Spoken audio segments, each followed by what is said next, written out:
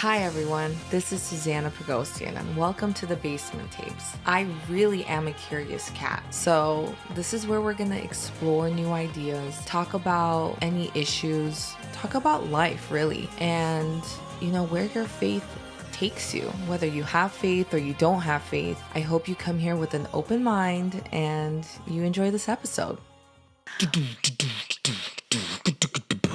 I can see it coming in the air tonight. Welcome back, everyone. Welcome back to my podcast, the Basement Tapes podcast with Sousanna Pogosyan. I have a very special guest today. I have seen him grow his career from beatboxing in the classroom in high school to sharing a stage with Steve Aoki in Vegas. You also have probably heard his music in a Netflix series, and he interestingly met his wife on a live stream during pandemic who lived half across the world from him. I have for you today, Box of Beats. Welcome to the Basement Tapes. How are you feeling today? Today's good. I'm with one of my besties on her podcast, and we're just hanging out. We're going to talk for like 20 minutes and make it easy and in and out. Let's talk about Steve Aoki and sharing that stage with him in Vegas. How did that feel? Steve Aoki, that night, I have a tattoo to honor. It's like a H for Hakkasan. That was a club. A for Aoki. These are the stamps that they give you when you walk in. That is crazy. Can you go like that to the camera so they could see that? I don't know if they're going to be able to see this. Like zoom in.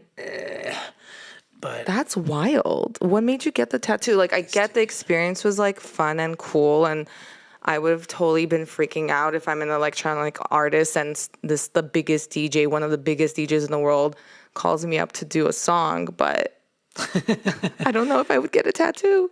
Well, yeah, no, I mean, it was very spontaneous. So that night, I was actually in Vegas because I had gotten booked to do a corporate event, and one of my friends I was there with, who I went with, she got a Tesla like 3 days before I was supposed to be in Vegas, and I was hanging with her, and I was like, "Oh, I'm going to Vegas to do a corporate event." She's like, "I'll go with you and let's take the Tesla." So we just drove the Tesla up. Super fun trip.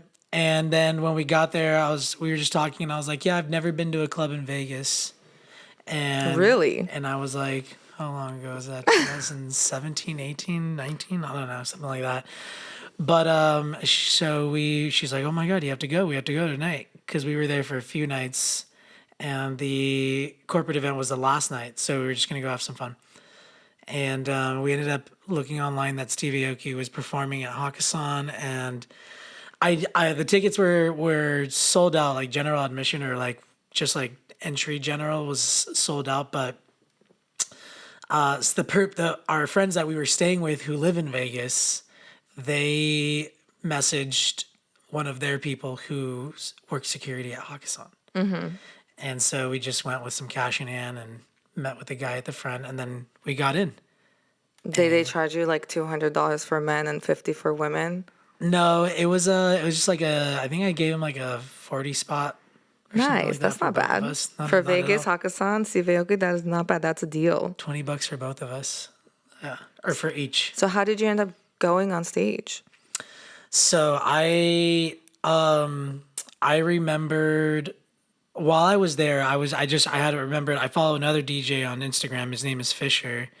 And love Fisher. And I remember a picture that he posted on his social media where it was like the four-way photo where there's like a photograph, and then the second one is like more zoomed in, and then but it's all in one photo, it's like four-way split, and then more zoomed in, and then like really zoomed in. And the like really zoomed in one was like some dude holding up a sign, and you can read it all the way from like where they were taking the photo to the dude out in the audience. So I was like, "Oh, dude, like if that's possible, then like if I like wrote out something on my phone and I got close enough and I held my phone up, you're kidding me, then he could probably see that." So I took a picture of the back of my hand on Instagram stories, And then so it was black, like a black background. And then I typed in big white, bold font, I beatbox your music. Mm-hmm. And I just held it up for like close to like an hour and a half. Were you in the front? We were like, yeah, we were pretty close. I would say we were like maybe like 20 feet, 25 feet away from him. And you're holding your phone up for an hour and a half? Yeah. I mean, I was like, I was dancing too. But then it was like 10 minutes till the end of like he was supposed to get off stage, like the club's done and whatever, and then the music stops, and then he like grabs his microphone, and then he like turns to some dude behind him who I found out later was his manager, and he's like, he comes back and he goes, all right, you guys, so there's someone in the audience who says that he could beatbox my music, and what do you guys think? Should we give him a try? Should we get him on stage? Oh my gosh, I would be freaking out. Nobody responded. Everybody was super confused because it was like everybody's like, it was like almost 2 a.m. It's Everyone's Vegas. like, blah, blah, blah, Vegas. And then he looks right at me and he's like, look, man, I can get in a lot of trouble if this goes bad. He's like, please be honest with me. Like, are you good? Do you suck? Or are you like freaking insane? And my friend next to me, she's like 4'3", barely like 5 feet. And she starts screaming and jumping up. She's like, he's awesome. We're going to have to bleep that. Oh yeah. It's okay. That's fun. And she's like, he's so awesome. And so he's like, all right, come on stage. So I got up on stage and I beatboxed for the club for like a minute and a half, 2 minutes before I passed it back to Steve. And what did he say? He did one of these and he gave me a big hug, and he didn't throw the cake in your face, did he? No cake in my face, unfortunately. But there's something crazy happened that not a lot of people know about that story. I ended up in the almost going to the hospital that night. Why? What happened? As soon as I jumped off stage, someone from like where the DJ booth was, they gave me like a little champagne glass of rosé. Oh no, don't tell me you got roofied. And no, I didn't get roofied. But like right after like the best moment in your life, you're like, hey, let's get him roofied. Yeah, that would be crazy. Vegas is crazy. I ended up getting, so I drank that cup of rosé, and I guess what ended up happening was there was so much adrenaline rushing through my body from being on stage that I had lactic acid built up like in my chest. What's that? Lactic acid? Like when you work out really, really, really hard and then like you get like T-Rex arms, you can't move them. I've never done that. Lactic acid buildup. It's like a really it's like your muscles get fluids essentially. I think it's like when your muscles get fluid, like an acidic buildup, and they get stiff and like it hurts to move them. And so I got that, and it went away within like a few hours, but it was extremely painful. But then at like 6 a.m, we're like looking at where we can go get the stamps tattooed on my wrist, and we went. I wish I came with you. I'm kind of jealous I wasn't there. I'm jealous I'm still not there. On stage? No, it was a lot of fun. What, other than that, I know you've done music festivals. You did a big music festival in Canada. Mm-hmm. Was that your first one? For the size of that festival, yeah, that was Shambhala in Canada. And that was the first time I did something of that size. There was like 30,000 people at that festival. 30,000 people at that festival. And you probably get thousands of viewers on your live stream too that you're performing. Like, you don't really have to be performing at a music festival now for people to get to know you. Right. So when you're on these live streams and you have all these people watching you, you don't really feel the energy. There's like no energy exchange. Oh, no, there's definitely an energy exchange. How so? It's just different. Like comments, people sending you coins and fire and paying $1 or $2 to send you these weird emojis on like TikTok? Yeah. You say it like it's a bad thing.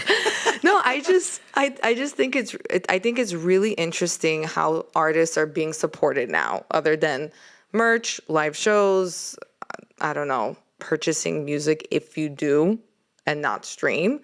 But can we please talk about you meeting your wife on a live stream during COVID, and she was 5,500 miles away? And she's a complete stranger. And how did that happen? Because I think that's like the coolest story. Yeah, I met my wife during COVID 2020. We both live streamed on an app, and we just met on the app. And we decided to do a dual live stream together. So my fans came out, her fans were there, and then we just did like a live stream for a few hours together.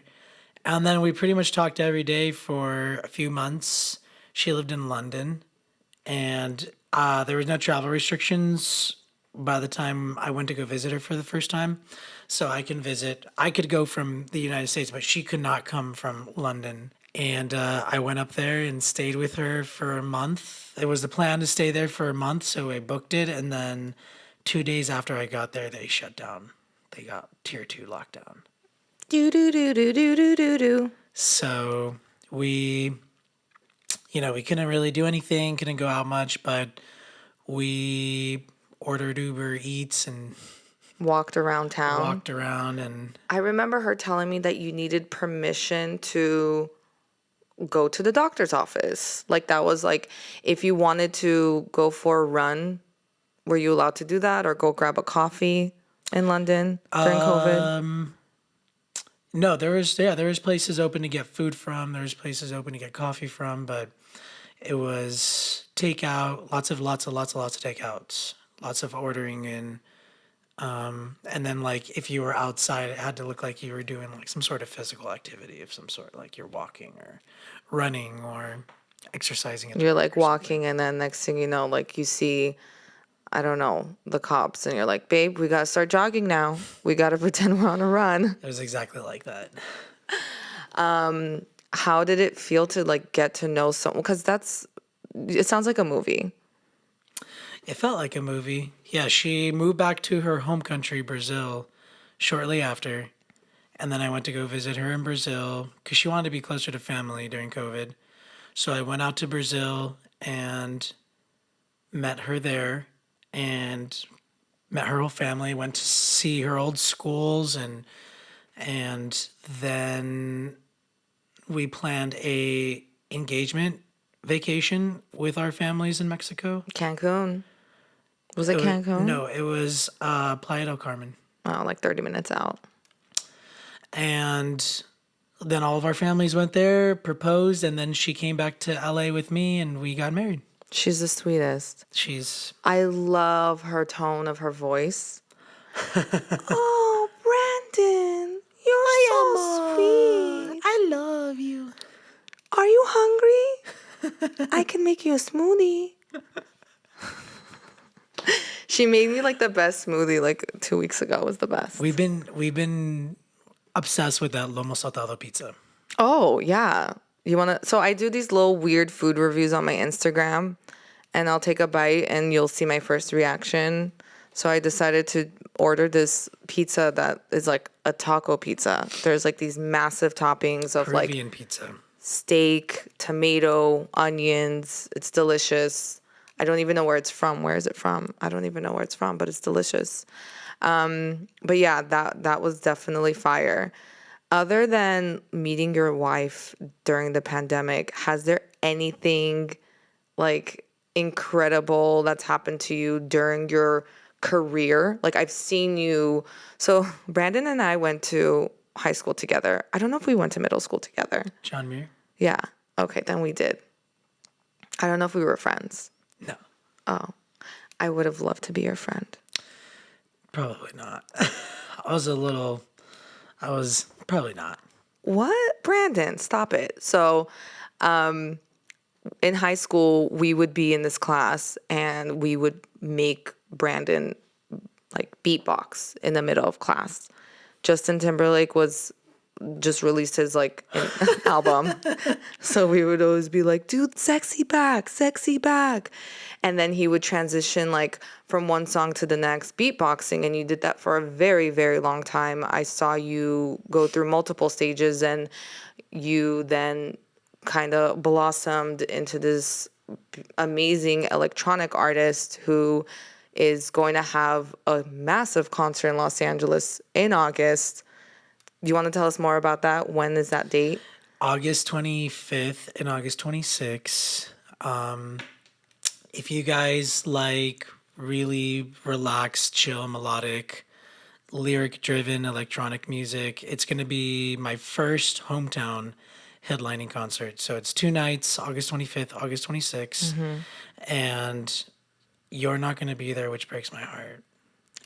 I'll be in Armenia. Yeah, I saw the Yerevan on the side of the sleeve on that side. Yeah, Plan what is that? Yerevan. This is, thank you so much for sponsoring me, Plan Yerevan. They are a clothing company originated in Armenia, in Yerevan, which is the capital. The quality is amazing. The designs are original, and you could get your own at planyerevan.com or follow them on Instagram. I love Armenia. But it's cool. I loved Yerevan. Okay, like let's go back to just like how cool your career has been. So I've seen you beatbox in the classroom, to flying to Armenia to perform at a cool show, and also you recorded a beautiful music video in Tatev in Armenia, which is like in this beautiful wilderness. It's one of my favorite places in the world. I've had a really cool miracle story happen there. And when I saw you go out there and record this music video, and I'll put the link in the show notes of the video, but why did you decide to go to Armenia, and why did you decide to do a music video? And like, I think that's like one of the coolest things you've done. I got booked for a show in Armenia. Shout out to Ivy, Team Ivy, Mane for setting that up. But I got booked for a show, performed at like a pool party, like daytime, nighttime pool party club place called Jellyfish. Shout out to Jellyfish. And then it was like a last minute decision to do the music video. I knew I wanted to shoot something there, but we had originally looked at, there's like a big giant lake. Lake Sevan. Lake Sevan, yeah. Yeah. But the pictures that we were looking at online of it were from a while ago, where it was like much greener and much more lush. And it was like, when I went, it was like summer, hot. So it was like much more like the grass and everything was like a yellow. It wasn't really like as aesthetically, what we were imagining it. And then we just started looking up other places, and then we found Tatev, and we decided to go film there. We took it was like a 4, 5 hour, 6 hour, I don't even remember how many hours it was away from Yerevan, but It's like 3.5 hours. there's no way. I mean, my private driver did that for me. No way. It's not that close. It took way longer than that for us. I hired this like amazing driver. No, not even the best driver can get He me there in, literally like, 3 got me hours. there in like 3.5 Dude, there's hours. no way. The country is small, Brandon. Okay, this I'm isn't gonna the look United States I'm of gonna look up America. the distance between Yerevan and Tatev. Tatev Monastery is specifically where I went. Okay, the Tatev, I went to the... I love the way you pronounce Tatev. Tatev. Tatev. Tev. I'm not Armenian, for those of you guys. You're an who- honorary Armenian. I am honorary because I grew up in... Your last name should be moved to like Martignan. Yerevan to... Why don't you just use Google Maps? Distance from Yerevan to... How do I... Tatev? You're so funny. Okay. Tatev minus 4 hours and 17 minutes, 253 kilometers. That is whatever time it's showing right now over there in Armenia. What is Armenia? 8 hours ahead of us? Is that including traffic? It's like 2 in the morning, 3 in the morning. Okay. So can you imagine what it's like in the middle of a hot day during summer in Yerevan? Okay. Or in Armenia. It's literally like 5 or 6 hours. Did you see that? Did you go to the monastery there? We didn't go to the monastery. No, we went to the bell tower. Okay, I didn't go to the bell tower, but there is a monk that lives there. And he changed my life. Like, I went to Armenia in 2017. Change that life. Changed my life. Change that life. Change it. He literally just put his hands on me, didn't ask for it. I wanted to ask him to pray over me. And he just, when I was lighting a candle, he like tapped me on my shoulder. I was like, oh, I'm going to get in trouble because I don't have a scarf on my head. And he turned around. He's like, can you please put your scarf on your head? And I'm like, oh, yes. And then, sorry. And then he like immediately, like no words were exchanged. He put his 2 hands on my head, started praying over me. I'm just crying. And there's like music in the back. There's like actually, he like put on music before he walked into the church, and I was all alone in there. And he prayed over me. He looked into me and he's like, you'll be fine. He left, and I was there for 30 minutes, and it was the best moment, one of the best moments I've had thus far in my life. It was so pivotal. So when I saw you going to Taltev, I was like, I wonder if Brandon experienced anything like magical in Armenia. Like, what was like one magical moment that you had there? The music video. Like being able to do my music. I'm not Armenian, but all the people I grew up with are from Armenian. They're all the people that I grew up and went to high school with, went to middle school with, growing up in Burbank and Glendale. Like everybody I knew growing up was Armenian. Yeah. The first birthday party my mom and dad let me go to when I was 16 years old was an Armenian birthday party. Do I know that person? But it was, I just been in just around the culture for so long, so it was just special. Did they just stuff your face with food and said, please don't go? Yeah, I Stay tapped out by like 9:30 p.m. You guys went till like 7 a.m. in the morning. Yeah, that sounds a bit right. That sounds a bit right. You also did a really cool music video in Brazil. Let's not talk about that. Okay, let's not talk about that. I am just so excited to see you on stage in August. Where can we buy tickets? So are you going? No, I You're won't be in so town. annoying. How dare you even say that to my face? I'm going to finish the rest of the podcast. Can this direction. I FaceTime in? So if you guys want to watch this concert, go grab your tickets. Go to Box of Beats on Instagram, BOXOF as in Frank, BEATS. Box of Beats, the way it says in the captions. Go to the link in my bio on Instagram. It's attached below in the caption. I'm not looking at you. Wow. And go grab your tickets Friday or Saturday night or both. We're gonna do 2 nights North Hollywood El Portal Theater. I can't stay mad at you. I love you. Okay, good. I was worried for a minute. Is that it? That's it. That's it. And are you gonna have any like food there? I'll bring you food. 'Cause you're not going. I'll bring you food because you're not going. I'll bring you a drink because she's not going. Where are you gonna be? I'm going to Greece. Yeah. I know. Greece, amazing. I'm not gonna see you in Greece though. You know what? I might change my plans for you. Don't even tease me like that. I did buy insurance on my ticket. It's a one-way ticket. It won't be that hard to change the date. Look at me. Look at me. I might change it. If my friend's visa does not get approved by the Greek embassy, I will be at your show. So you're going to probably want to call them to make sure that approval doesn't happen. No, I'm serious. Okay, I'm going to end it on this. I was hanging out with you 2 weeks ago, and I made mention about my trip. I said, I'm so sorry I won't be there. You're like, you're going to be there. I said, no, I'm not going to be there. And you're like, you are going to be there. And now that I'm sitting here, I'm like, wow, I actually might be there. She is going to be there. I will see you guys there if I am not dancing in Mykonos, sweetheart. Thank you so much for coming today. I love you. I love you more, and I wish you all the best. And again, If you don't know who this is, Box of Beats, check him out on Instagram, on YouTube, on Spotify, on TikTok, on Patreon. No, I don't have a Patreon. Okay, bye Patreon. On Twitch. Well, thank you again. Thank I love you. Love you too. Okay, bye, Kyong.